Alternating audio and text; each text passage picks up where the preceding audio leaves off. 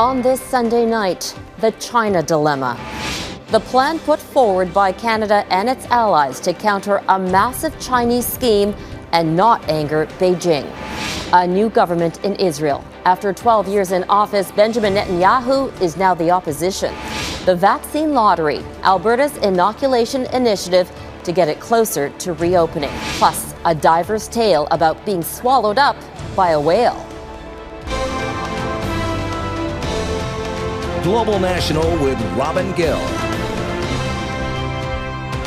Good evening and thank you for joining us. China has long been asserting its economic influence over developing nations, but now Canada and its allies are trying to counter that by offering billions in financing to these countries. On the final day of the G7 summit, our Prime Minister insisted they had a coordinated approach dealing with Beijing's ambitions. But there's sharp disagreement, and it isn't clear how these world leaders can tame the rise of China. Abigail Bimman is covering the G7 meeting in Britain.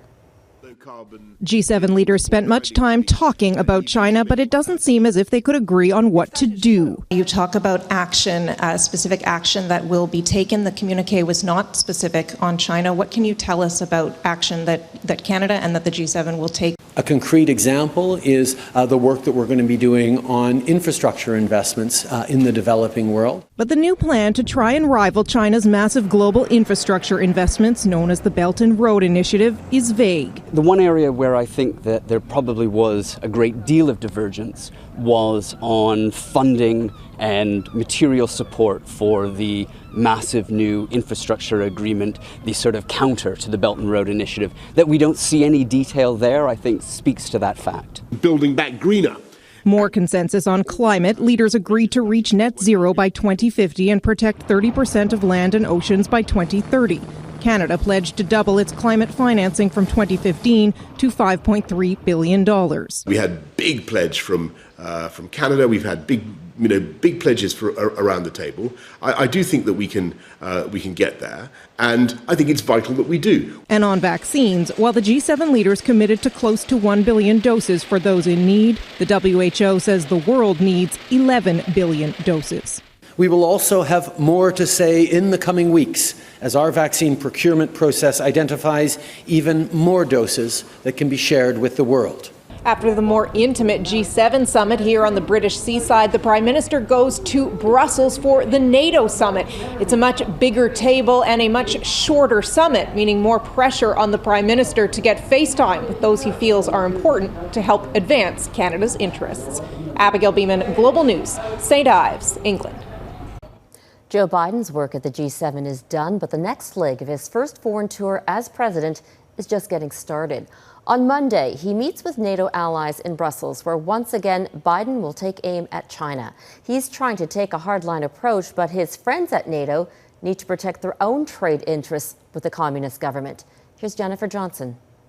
Wrapping up the final day of the G7 summit, U.S. President Joe Biden was pleased the world leaders joined together in taking a hard line against China. The G7 explicitly agreed to call out human rights abuses in Xinjiang and in Hong Kong, explicitly.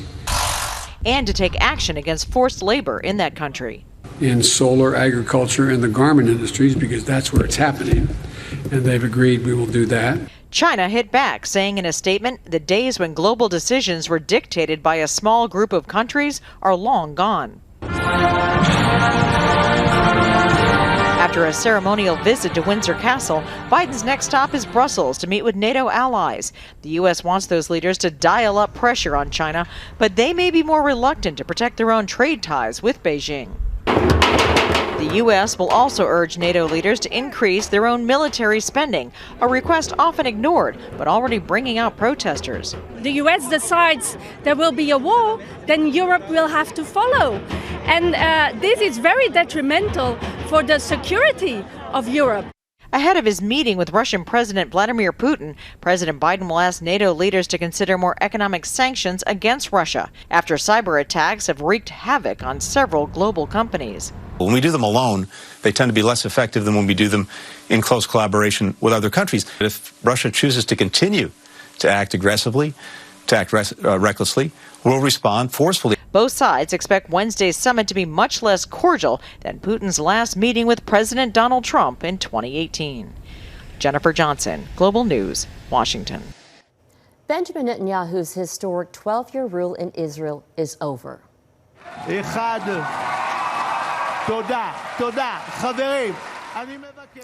The country's parliament narrowly voted in favor of a new coalition government during a raucous session today. A former ally of Netanyahu, Naftali Bennett, is now prime minister. He will preside over a diverse and fragile coalition made up of 8 parties with deep ideological differences. If just one of them decides to leave the coalition, the government could collapse. Netanyahu is now the opposition leader, but he's vowing to lead his party back to power. We'll be back soon. We'll be back. Today's vote ends a cycle of political paralysis in Israel. The country has held 4 elections over the last 2 years. Now to the Global News investigation into military misconduct. 2 senior military officers who went golfing with Canada's former top soldier are under fire tonight. Vice Chief of the Defence Staff Michael Rouleau and Head of the Navy Vice Admiral Craig Baines played with General Jonathan Vance at Ottawa's Highlands Golf Course. The optics aren't good because technically Rouleau has power over military investigations and Vance is being investigated for alleged sexual misconduct, which he denies. The Prime Minister was asked whether he believes the 2 men should keep their jobs. Obviously, the 2 men in question need to answer those questions for themselves, but I know that the Minister of Defence is following up with the Acting Chief of Staff on this issue. In a statement, a spokesperson for the Defence Minister called the latest developments troubling and unacceptable.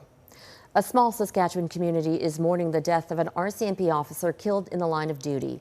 Residents are laying flowers outside the Indian Head RCMP detachment. Constable Shelby Patton worked there for over 6 years. Yesterday, the 26-year-old was killed when he pulled over a couple suspected of stealing a vehicle. He was hit by the truck and died at the scene. A man and a woman are in police custody. Alberta is launching a province-wide lottery to entice more people to get the COVID-19 vaccine. The Open for Summer Vaccine Lottery will offer 3 $1 million jackpots, as well as other unspecified prizes. The draw will be open to every Albertan aged 18 and older who gets vaccinated.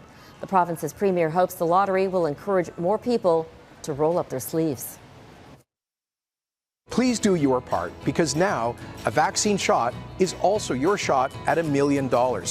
And you can help to keep yourself, your friends safe, and help us all to get back to normal. Roughly 68% of eligible Albertans have received their first dose. The province hopes the lottery will push that number past 70%.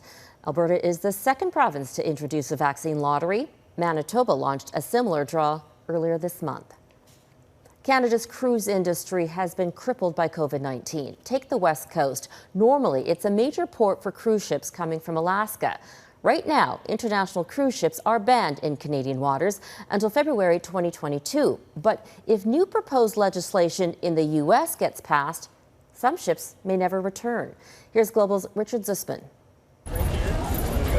It's an integral part of British Columbia's tourism economy, and now there are worries the cruise industry dollars could be floating away. But we do need to figure out a way to ensure that that act does not pass on a permanent basis. That act is a bill now before the Senate from Utah Senator Mike Lee. It would make permanent a now temporary change allowing cruise ships heading to Alaska to bypass BC, originally put forward for pandemic reasons. I'm confident we're in a good place. This is a new wrinkle, but people want to come to British Columbia. This was always our concern in the back of our mind, that when the waiver became temporary, there was always that opportunity that it could become permanent. And now that door has been kicked wide open. In a typical summer, there would likely be 2 cruise ships in this pier in Victoria. The industry province-wide accounts for nearly $3 billion, and there's frustration that Premier Horgan didn't advocate soon enough to stop this bill from ending up in the Senate. We really don't want to think about what it would look like without crews in Victoria or even in Vancouver. For me to suggest that somehow I could have thrown myself in front of this bus and stopped it is the height of hubris in my mind. Cruising still COVID risky. 2 guests aboard a major cruise line in the Caribbean testing positive Thursday, and the pandemic is why it's currently banned to cruise in Canada until next year. A ban the industry hopes is made very clear to the United States will be lifted by next season. We need the Premier to call upon the Prime Minister when he returns and say, hey, look, you need to rescind this order. A call needed before the future of the cruise industry set sail in BC. Richard Zussman, Global News, Victoria. It has been an exceptionally warm and dry spring in parts of Canada and the United States. In the western U.S., that's leading to fears of severe water shortages. It's being dubbed a mega drought. And as Jackson Proskow explains, there's a risk things could go from bad to worse. It's amazing to see it up close. The largest reservoir in the United States is running on empty. Lake Mead, behind iconic Hoover Dam, is at its lowest level in nearly 90 years, down to just 37% capacity. This landscape screams problems to me. I mean, just look at the bathtub rings. To me, that is an enormous wake-up call. A punishing drought has cut water flows, risking power production from the dam, potentially triggering cuts downstream on the Colorado River, water that supplies Arizona, Mexico, and California's lush agricultural lands. We have a field that is not planted, it has no water. Farmers are already bracing for an economic disaster and are leaving fields unplanted. This year we can't plant because we don't know when we'll get water that we are trying to get for these crops. According to the U.S. Drought Monitor, 54% of the land in western states is experiencing extreme or exceptional drought. In California, it's an astonishing 85%. A mega drought brought on by rising temperatures due to climate change, coupled with growing demand.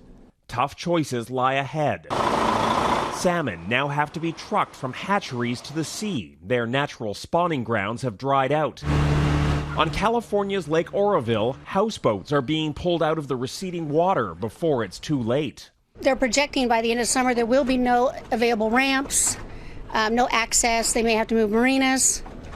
All over water. Utah's governor has resorted to asking for divine intervention. Please join me and Utahns, regardless of religious affiliation, in a weekend of humble prayer for rain.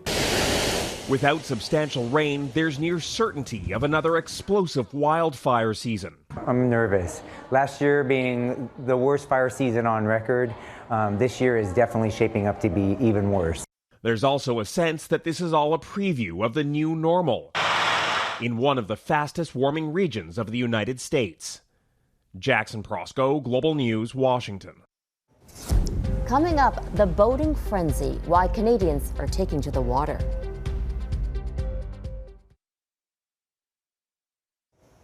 As housing prices keep rising across this country, many Canadians hoping to settle down are feeling burned by the high costs.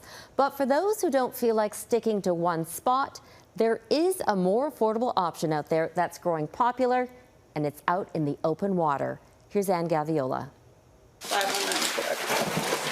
Jennifer Golden and her partner Chris Arnold are leaving the 3,500 square foot house they rent in Kitchener, Ontario, to live on a 38-foot boat they purchased 2 weeks ago in Penetanguishene. If you're looking at the price of, renting a home or taking on a mortgage right now with crazy housing prices, and then you look at the marina fees for an entire season, it's crazy. It was such an easy decision. All right, sorry about that. It started as a joke a month ago, and now it's become their next adventure. The couple, their cats, dogs, and kids will be living on the water on board this cruiser yacht. We could totally live on a boat. It's like an RV, but it's bigger. The toughest part of this transition so far, figuring out how to stay connected. Wi-Fi at the marina is spotty. Both were forced to work remotely during the pandemic, and they're confident they can continue. Both of us are involved with a lot of Zoom calls. Constantly. Yeah. And we've tried some of those calls already on the boat and have been pretty successful there. The family's purchase is part of a booming trend. Canadian Safe Boating Council is seeing a boating frenzy from coast to coast. We're expecting the same thing to happen as was the case in 2020 with an explosion of boaters, with people not being able to travel. They're looking at alternate means of recreation for themselves and their families. 16 million boaters and counting are expected to take to the water from BC to Newfoundland. Many picked up the hobby during the pandemic. Transport Canada issued twice as many licenses for recreational boats last month as it did in May of 2020. The April numbers were about triple what they were in April 2020. Golden and Arnold are among this year's crop of new boat aficionados. They're now taking lessons to learn how to handle their 33-year-old vessel. We don't have rose-colored glasses, and we know that this is crazy, and we kind of love a little bit crazy, and we love that about it, right? So we will just roll with the punches. They'll also be winterizing their cottage, which is where they'll spend the colder months. If we decide that boating isn't our thing, we could end up just saying, let's just stay at the cottage now. Because there's no rules. Yeah. Anne Gaviola, Global News, Toronto. Still ahead, the monumental task to honor those who served with Canada's longest military mission.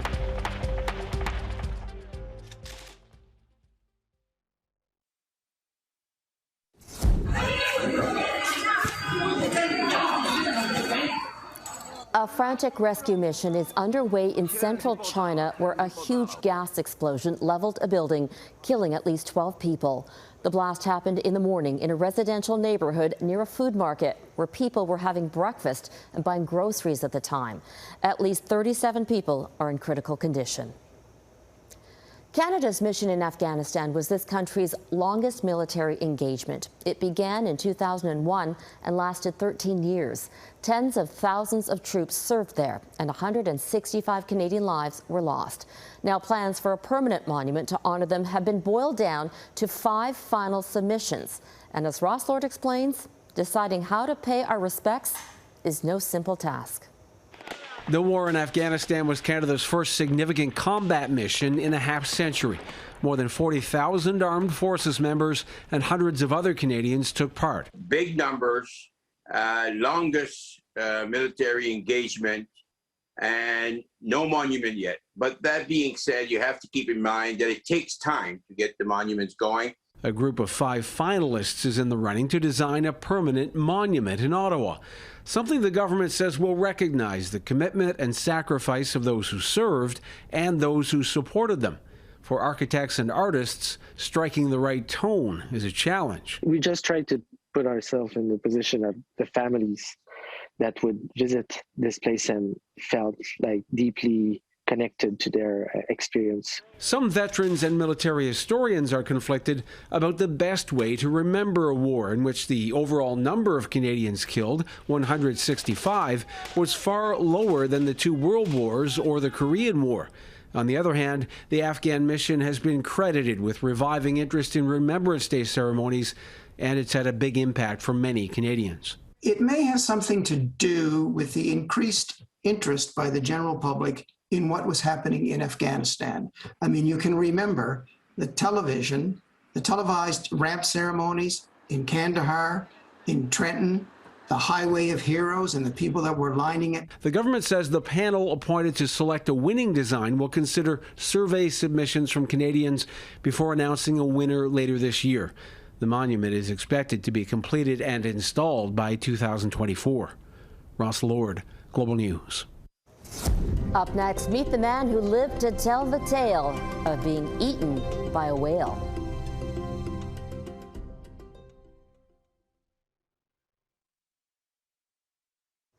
We could try to avoid cliches with tonight's final story, but it really is a whale of a tale. A commercial lobster diver in Cape Cod, Massachusetts is recovering at home tonight after a fluke encounter with a humpback whale. He says he was scooped up and nearly swallowed, but as Mike Armstrong explains, he was spit out instead. This is Michael Packard arriving home to a family in shock. The smile he's wearing washes away when he tells the story of his close call and what went through his mind. This is how you're gonna go, Michael. This is how you're gonna die. In the mouth of a whale. Packard was in the water Friday morning off the tip of Cape Cod. He was diving, fishing for lobster. In the past, he's had some encounters with great white sharks. There is danger in the job. When I kiss him goodbye in the morning, there's not a day that doesn't go by that I don't think about him and what he does. Now, no one thought one of these would be a problem, a humpback whale. Packard says he never saw it coming, felt a bump, and everything turned dark. Then he realized where he was. I'm in a whale's mouth, and he's trying to swallow me. And I thought to myself, okay, this is it. Well, the whale wasn't too happy about the situation either. And Packard says after about 30 seconds, he was basically spit out. I couldn't believe it. I couldn't believe I got out of that. Incidents with whales happen, but rarely. They're usually just kayakers getting a little too close. He knocked it over. There was a case in November in California where a kayaker ended up for a moment in a mouth. This is how it looked for that kayaker.